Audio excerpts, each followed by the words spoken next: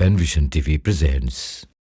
মৃতদের জন্য আমাদের দেশে, আমাদের এত অঞ্চলে, ভারত, বাংলাদেশ, পাকিস্তানে রমাদান আসলে মৃতদের জন্য খাবারের আয়োজন করে, একটা প্রোগ্রাম করে, মানুষদেরকে দাওয়াত দেয় মৃতদের উদ্দেশ্যে।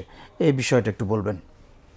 যে মৃতদের উদ্দেশ্যে খাবার, এটা কোনো যদি বার্ষিকীর সাথে মৃত্যু বার্ষিকী ট্রেডিশন বানায় না নেওয়া হয়, তাহলে মৃত্যুদের সওয়াবের জন্য সাদাকা হিসাবে খাওয়াতে পারে।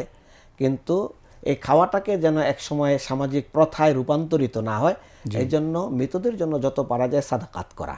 এমনও দেখা যায় যে আমি একটা এতিমখানা পরিচালনা করি, রামাদান আসলে তাদের বাবরসিকে ছুটি দিয়ে দিতে হয়। জি, কারণ রামাদানে এত পরিমাণ তাদের দাওয়াত থাকে, তারা খেয়ে শেষ করতে পারে না।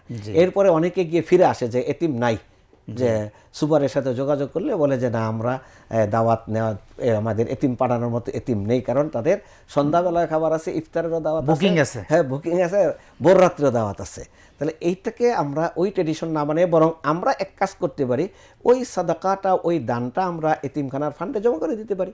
তাহলে রামাদানে দান করার যে সবটা সেটা পেয়ে গেলাম, আর এতিমরাও এটা বৎসরের অন্য সময় খেতে পারলো।